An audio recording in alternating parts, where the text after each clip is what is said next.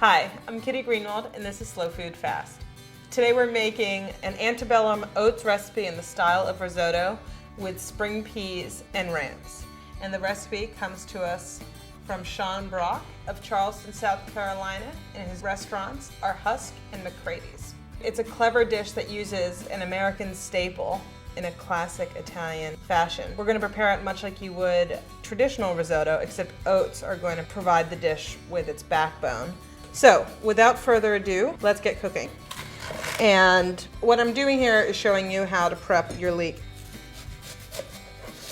You don't want the dark outer leaves because those aren't very tender. You don't want any of the grit in between these layers here. I'm just going to go ahead and slice it.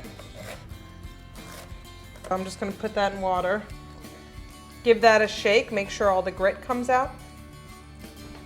I'm going to turn on the stove, set it to medium, and melt 2 tablespoons of butter right next to my pot where I'm going to prepare the oats.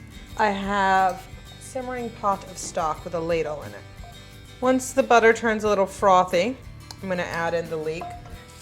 Nice sizzle. I'm going to let that cook for about 5 or 7 minutes until it gets very tender and it smells seductive.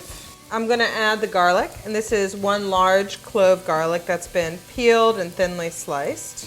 Whenever you add garlic, stay exactly where you are. Burnt garlic is a deal breaker. 1 cup of white wine. We're going to cook that until it reduces quite significantly. So its flavor isn't going to disappear, it's just going to cook into the garlic and the leeks. While that happens, I am going to multitask a bit and prep my spring onions. So my wine is now simmering, it's reduced pretty significantly, but it doesn't all have to evaporate. So I'm going to add my oats. This is about 1.5 cups of oats. Stir the oats to coat. And now I'm going to do what you do when you make a risotto, which is just add the stock. Now, you're not a total prisoner to the stove, but we're going little by little and coaxing out flavor. So what you want to do is sort of be near to make sure it doesn't dry up. That's the main thing. It's a southern style risotto. Let's see where we are. It's getting there. The grain is still a little too toothsome and a bit chalky. It should be chewy and tender. Okay, so it's going pretty quickly. I'm gonna just test.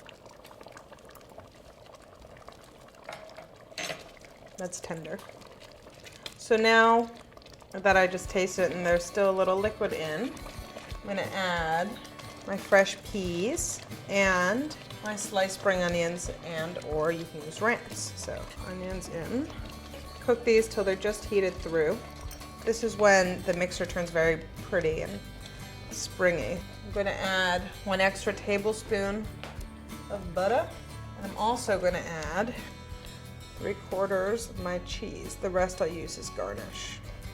I think we've nailed it. Turn off the heat. When I tasted it, the salt content seemed quite good. It's perfect.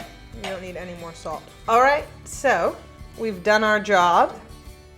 Oats in the style of risotto with peas and spring onions, a little sprinkle of cheese, and Sean Brock calls for a drizzle of truffle oil. I'm a little less extravagant, so olive oil does me just fine. And I'll have a sample on your behalf. It's really delicious. The oats are chewy tender and the peas are sweet and green. The wine and the leeks provide a great background. I think it's fair to say that I've never had oats taste so good. So thank you, Sean Brock.